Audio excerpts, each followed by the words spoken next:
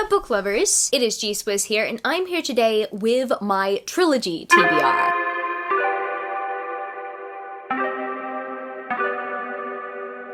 If you didn't know, this is a 7 on Sunday topic, and I am the host of 7 on Sunday. I will link the Goodreads page down in the description where you can check it out and you can participate in a topic in the future, or you can suggest a topic. And this week's 7 on Sunday topic is a follow-up from the last two. We are going to go through the trilogies that are currently on my TBR that I have not yet read / completed that I want to get to. I am very much a series reader, and I know that when it comes to standalones and sometimes duologies, I'm a little bit hesitant. However, trilogies are a perfect starting point when it comes to my excitement for series. I get so excited over trilogies or series that are even longer than trilogies, but I'd have to say that a trilogy is a perfect size for a series. And yes, just like any other type of series, trilogies can technically be stretched out or shortened. Usually, I like to consume trilogies because they are the perfect series size. In my opinion, it really depends on the story that you're trying to tell, how much plot there is, how many characters, all that stuff, etc. I just love trilogies. So today, I want to talk about some trilogies that I have been considering for some time that I've either put on my physical TBR or are going to be put on my physical TBR that I am very much looking forward to obtaining and reading and letting you guys know whether I would recommend them or not. So the first trilogy that I want to bring up on my TBR is definitely one of the first series that this author put out, and I've already read a lot of books by this author. The author that I'm just about to mention is my third most read author, and it still shocks me. I want to read the Wicked trilogy by Jennifer L. Armentrout. I hear great things about this trilogy in particular. I don't hear as many complaints about this trilogy as some of her other works, and that definitely does have me curious. And I think what also has me curious is the fact that Wicked also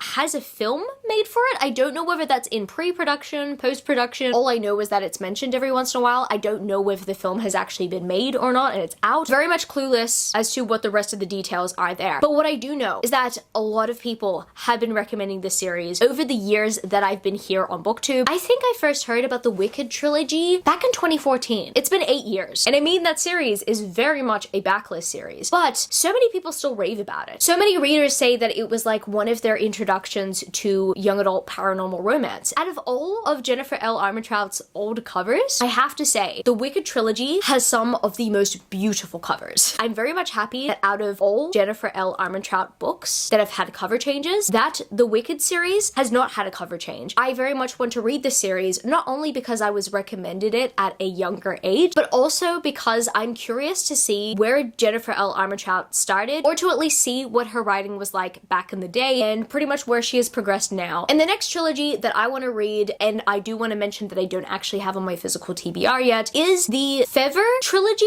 I don't know what this trilogy is called. Oh no, I remember what this was called. It's the Angels of Elysium, I believe. This is by Olivia Wildenstein. I really want to read the series because I hear absolutely great things about it, and it has been recommended to fans of the Mortal Instruments series. The thing about this trilogy, though, I was actually originally going to get the Arcane Society editions, and when I got the preview, I wasn't a fan of the preview. I don't even really absolutely love the original editions either, but if I was to choose between the two, I would go with the original editions anyway. So I actually was originally meant to purchase these with my Arcane Society subscription, but I skipped because I personally did not like the design. I will be continuing on with my Arcane Society subscription. It's just personally, I would have preferred to purchase the original cover design, or to have at least had an alternative dust jacket from the hardback design that we had with the Arcane Society. I don't know. At the end of the day, designs can be polarizing. I have wanted to read the series for quite some time, and I haven't put it on my physical TBR yet because of those matters. However, I do plan to purchase these to probably read them in 2023. I don't know, but what I do know is that I've wanted to read them ever since everybody has been raving about the series. I honestly cannot wait to try it out. I hear great things about Olivia Wildenstein's books. There are so many other series by her that I also want to check out. However, this being a trilogy, this suits the topic very well, and out of all series that I do want to read from her, I think this one takes priority. Because you know what? Your girl loves a good urban fantasy, and when someone comps it to the Mortal Instruments series, you know I will be there. And speaking of the Mortal Instruments series, I have a spin-off that I definitely want to to read, I want to get to, and this is a trilogy. However, I haven't heard anything about book 3 yet. And yes, guys, I am referring to the Eldest Curses trilogy by Cassandra Clare and Wesley Chu. I have wanted to continue on with this series past book 1 for quite some time. However, I'm holding off because I would very much appreciate finding out when book 3 is coming out. Look, we don't have a release date yet. I understand that Cassandra Clare is taking a break at the moment. She's taking a break from writing, and you know what? Good for her. I'm very much happy that she is refreshing herself in order to write the rest of the Shadowhunter Chronicles well. I totally respect that. I currently don't know whether she is working on the series or whether the series is taking the back burner. Maybe the 3rd book is coming out in 2026. I don't know. We'll see. But what I do know is that this is a trilogy that is on my TBR that I do want to prioritize, but I think I want to prioritize it as soon as I know the release date for book 3. And the next trilogy that I've got to mention on my TBR is a trilogy that I have also started. However, it's a completed trilogy that I have not yet completed, and I really need to get onto it. And that, my friends, is the Winternight trilogy by Catherine Arden. So I read The Bear and the Nightingale last year during Christmas time, and honestly, it was magical. I just really wish I continued on with it. I don't really have many excuses. I think I just wanted to chill out at the end of the year last year, and so I did not continue on with the series. And I also thought to myself, well, I've completed so many series this time of year anyway, so what's the point in completing another for the end of the year? Well, I've completed a lot of series this year. I still need to motivate myself to complete more series. That's a me thing. That's no one else pressuring me. That's a me thing. And I think to myself, I really need to get to the series because I hear nothing but great things about it. And you know what? I have the special editions on my shelf. Am I worthy of that? I don't know. Maybe I should read this series to find out. I absolutely loved this first book. No complaints about this first book. I think I've just been mood reading a lot recently, and that's probably why I haven't really given this my time and attention. And I want to save this series for a special time and occasion, and I think personally that's what's putting me off from it. So I need to stop having high expectations for the time that I read it and actually read this series. And now I bring up a trilogy that I actually put in my duology TBR of last week, but I had to cut out because literally a day after I filmed that video, it was announced by the author that the series is going to be extended. So yes, the Once Upon a Broken Heart trilogy was a duology as I was filming the duology video. However, as I'm filming this video, it's a trilogy, so I've added it onto this TBR instead. I've wanted to get to this one for a while. And what's stopping me? The fact that I have not yet read Caraval. I've been told many times I don't have to read Caraval. However, I feel like I do. And that's just me. That's just me trying to read things in the order of how they're meant to be read. And yes, I've been told that Caraval doesn't need to be read if I don't want to read Caraval. And you know what? Part of me does not want to read Caraval because I read the first book like 5 years ago and I wasn't vibing with it. But you know, things could change. Maybe I will vibe with it. And I know, I'm being so annoying, right? I have put Caraval on multiple TBRs of mine just to not read it because I'm truly not motivated to read it. But I think to myself, yes, I can read Once Upon a Broken Heart. I'm very much motivated to read this book now. But I've been told by some people that, you know, you miss out on the full experience. So I'm the one who's really holding myself back here. I know I've been annoying about the whole Caraval series and the Once Upon a Broken Heart series for the last year. I acknowledge that. So you know what? I will shut up about it now. But this is still on my TBR. Moving on to something that's less intimidating. Let's move on to a contemporary companion trilogy, shall we? The Brown Sisters by Talia Hibbert. Now, I've heard great things about this companion trilogy, and I mean, I love romance companion trilogies. I know I'm going to like this. I'm not at all intimidated by this companion trilogy. In fact, I reckon that it is completely up my alley, considering that contemporary companion trilogies are probably my favorite kind of romances, because as much as I do enjoy standalone romance novels, the ones that have the most impact on me are when we get to follow a cast of characters. That's why I love the Bromance Book Club series. That's why I love the Hot and Hammered series by Tessa Bailey. There are so many I could name that I absolutely adore. So I know I'm going to like the series. However, I felt like I needed to have a feel of the rest of the series out there before I went into the series, because the Brown Sisters, I'd have to say, is probably one of the most talked about romantic companion series in my circles. Almost every one of my friends love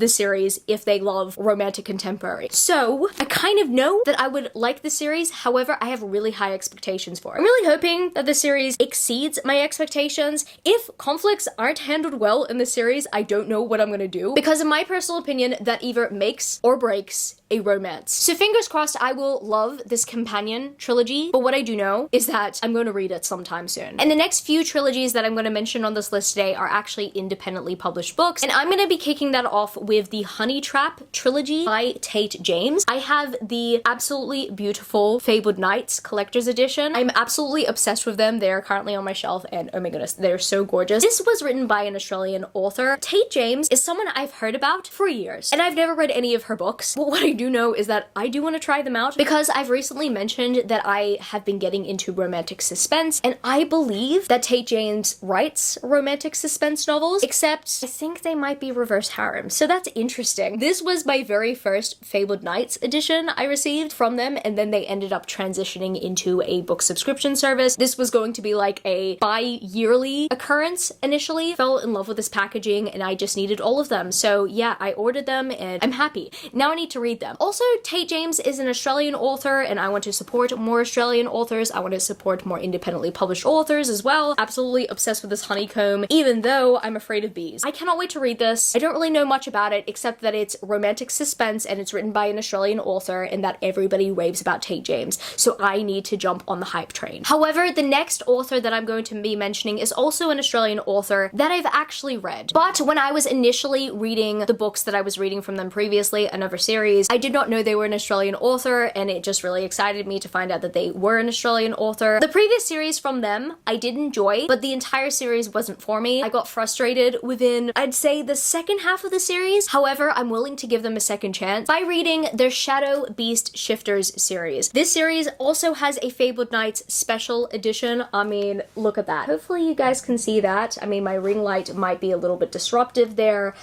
This is absolutely stunning, and I also very much appreciate the pages. I think the pages are my favorite part of the special edition. But if you're wondering what the original cover looks like, yeah, it kind of looks very similar to that. I caved and I bought the series. Now I need to read it. I hear absolutely amazing things about the Shadow Beast Shifter series. That's kind of promising because the Supernatural Academy series, as much as it was enjoyable to start off with, I wasn't a fan of the decisions made in the second book, and I wasn't a fan of how rushed the third book was either. So I am definitely hoping to give Jaymin Eve a second chance by reading another one of her series, and by the looks of the book internet at the moment, the Shadow Beast Shifter series seems to be the most loved / the most hyped series by Jaymin Eve. So I definitely want to give this a shot. Also, I am very much a fan of urban fantasy. I think this is an urban fantasy. Shifters, I mean, I could use more of them in my reading life. I mean, I very much enjoy the Crave series. I hope that this is a good comp to it, but what I do know is that this is more on the new adult side. So very much curious to check it out. I purchased these special editions, so I really hope that it works out well from there. And the final trilogy I'm going to mention here today, book lovers, is a trilogy that was written by an author of two of my favorite series so far. So I kind of have a feeling that this might just be one of my new favorite series. The trilogy I'm referring to is the Fallen World trilogy by Laura Falasa, starting off with The Queen of All That Dies. I was very much attracted to the series by these covers, however my editions don't match in height, so that makes me very sad. I've wanted to read more by Laura Falasa ever since after the Bargainer trilogy, and then when I read the Four Horsemen series, I just became even more obsessed with her writing, so I'm very much looking forward to reading this series. I also want to get to the Unearthly series. Oh my goodness, if you hear rain in the background, it's because it's raining, and it's raining heavily, so I apologize for anybody who is paying attention to those sounds being picked up. I just know, after reading the Bargainer trilogy and after reading the Four Horsemen series, I've just always kind of felt the craving and the withdrawal from Laura Falasa's writing style. I personally appreciate it. I know not everyone gels with the writing style, but I do. I find it so addictive, but also I find all the characters absolutely engaging, no matter where I stand on them. I kind of hope that with the Fallen World trilogy, I will have a similar experience to the two other series that I read from her. I know that the series came out before those two, so fingers crossed, I will have a similar reading experience. But if I don't have a similar reading experience, maybe I'll have a better one. What I do know is that my expectations are really high based on The Bargainer and the Four Horsemen series. And you know what? I'm wanting to read her entire backlist. I am absolutely obsessed with the two other series that I've read that I want to read all of them. However, in terms of trilogies, this is the one I have to mention today. I really want to read this, and if I don't get to it by the end of the year, then hopefully 2023 will be my year. So I guess that's gonna be it for this video today, book lovers. If you happen to stay till the end of the video, leave me the rainbow emoji because it's currently raining as I'm filming this, and I hope to see a rainbow.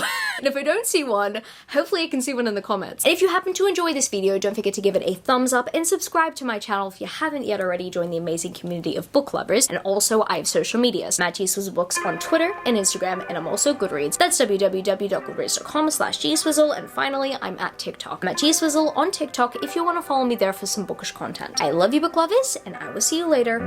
Peace. Started out with half and I flipped it in a double. Started out with half and I flipped it in a double.